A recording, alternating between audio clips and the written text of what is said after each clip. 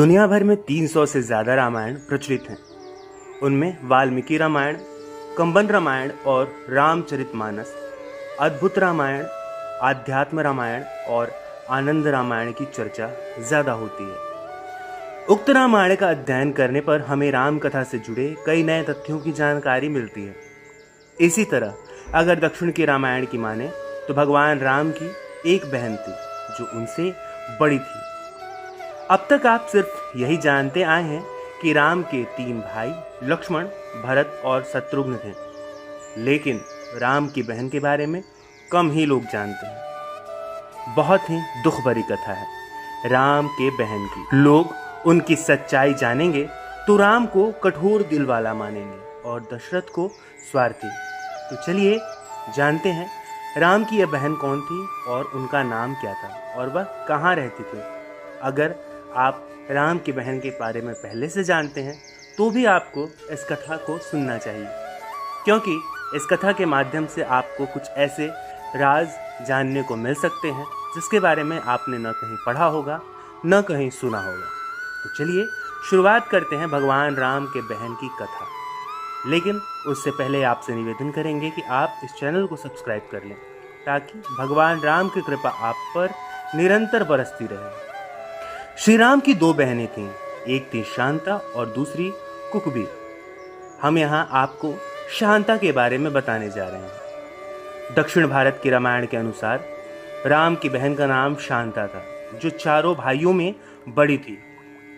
शांता राजा दशरथ और कौशल्या की पुत्री थी, लेकिन पैदा होने के कुछ वर्ष बाद कुछ कारणों से राजा दशरथ ने शांता को अंग देश के राजा रोमपाद को दे दिया।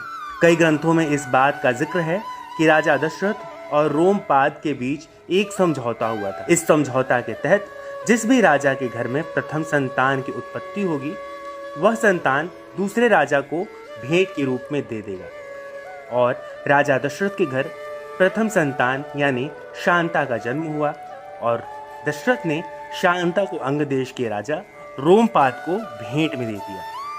भगवान राम की बड़ी बहन का पालन पोषण राजा रोमपाद और उनकी पत्नी वाजणी ने किया, जो महारानी कौशल्या की बहन अर्थात राम की मासी थी। वाजणी निसंतान थी तथा एक बार अयोध्या में उन्होंने हंसी हंसी में ही बच्चे की मांग की।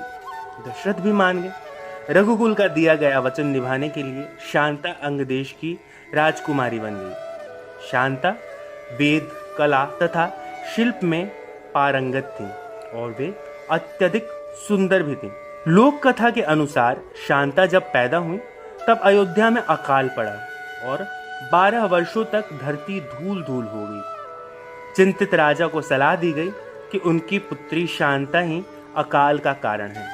राजा दशरथ ने अकाल दूर करने के लिए अपनी पुत्री शांता को वाजणी को दान कर दिया। उसके बाद शांता कभी अयोध्या नहीं आई। कहते हैं कि दशरथ उसे अयोध्या बुलाने से डरते थे, इसलिए कि कहीं फिर से अकाल न पड़ जाए। एक अन्य कथा के मुताबिक कुछ लोग मानते थे कि राजा दशरथ ने शांता को सिर्फ इसलिए गोद दे दिया क्योंकि वह लड़की होने की वजह से उसकी उत्तराधिकारी नहीं बन सकती थी। शांता का विवाह महर्षि विभांडक के पुत्र श्रृंगी ऋषि से हुआ। एक दिन जब विभांडक नदी में स्नान कर रहे थे तब नदी में ही उनका वीर्यपात हो गया। उस जल को एक हिरणी ने पी लिया था, जिसके फलस्वरूप श्रृंगी ऋषि का जन्म हुआ। एक बार एक ब्राह्मण अपने क्षेत्र में फसल की पैदावार के लिए मदद करने को राजा रोमपाद के पास गया, तो राजा ने उसकी बात पर ध्यान नहीं दिया। अपने भक्त की बेइज्जती पर गुस्साए इंद्रदेव ने बारिश नहीं होने दी और रोमपाद के साम्राज्य में सूखा पड़ गया। तब राजा ने श्रृंगी ऋषि को यज्ञ करने के लिए बुलाया। यज्ञ के बाद भारी वर्षा हुई। जनता इतनी खुश हुई कि अंग देश में जश्न का माहौल बन गया। तभी वाजणी और रोमपाद ने अपनी गोद ली हुई बेटी शांता का हाथ श्रृंगी ऋषि को देने का फैसला किया। राजा दशरथ और इनकी तीनों रानियां इस बात को लेकर चिंतित रहती थीं कि पुत्र नहीं होने पर उत्तराधिकारी कौन होगा। इनकी चिंता दूर करने के लिए ऋषि वशिष्ठ सलाह देते हैं कि आप अपने दामाद श्रृंगी ऋषि से पुत्रेष्टि यज्ञ करवाएं, इससे आपको अवश्य ही पुत्र की प्राप्ति होगी। दशरथ ने उनके मंत्री सुमंत की सलाह पर पुत्र कामेष्टि यज्ञ में महान ऋषियों को बुलाया। इस यज्ञ में दशरथ ने श्रृंगी ऋषि को भी बुलाया। श्रृंगी ऋषि एक पुण्य आत्मा थे तथा जहां वे पांव रखते थे वहां यश होता था। सुमंत ने श्रृंग को मुख्य ऋषित्वक बनने के लिए कहा। दशरथ ने आयोजन करने का आदेश दिया। पहले तो श्रृंग ऋषि ने यज्ञ करने से इनकार किया, लेकिन बाद में शांता के कहने पर ही श्रृंगी ऋषि राजा दशरथ के लिए पुत्रेष्टि यज्ञ करने को तैयार हुए थे। लेकिन दशरथ ने केवल श्रृंगी ऋषि को ही आमंत्रित किया। लेकिन श्रृंगी ऋषि ने कहा कि मैं अकेला नहीं आ सकता, मेरी पत्नी को भी मेरे साथ आना पड़ेगा। श्रृंगी ऋषि की यह बात जानकर राजा दशरथ विचार में पड़ गए, क्योंकि उनके मन में अभी भी वह दहशत था कि कहीं शांता के अयोध्या आने से फिर से अकाल न पड़ जाए। लेकिन जब पुत्र कामेष्टि यज्ञ के दौरान उन्होंने अपने दामाद श्रृंगी ऋषि को बुलाया तो दामाद ने शांता के बिना आने से इनकार कर दिया था। तब पुत्र कामना में आतुर दशरथ ने संदेश भिजवाया कि शांता भी उनके संग आए। शांता तथा श्रृंगी ऋषि अयोध्या पहुंचे। शांता के पहुंचते ही अयोध्या में फूलों की वर्षा होने लगी और इसके बाद शांता ने दशरथ के चरण स्पर्श किए। दशरथ ने आश्चर्यचकित होकर पूछा कि हे देवी, आप कौन हैं? आपके पांव रखते ही चारों ओर वसंत कैसे छा गया? जब दशरथ और कौशल्या विस्मित थे कि वह कौन है, तब शांता ने बताया कि वो उनकी ही पुत्री शांता है। दशरथ और कौशल्या जानकर अधिक प्रसन्न हुए। वर्षों बाद दोनों ने अपनी बेटी को देखा था। दशरथ ने दोनों को ससम्मान आसन दिया और उन दोनों की पूजा आरती की।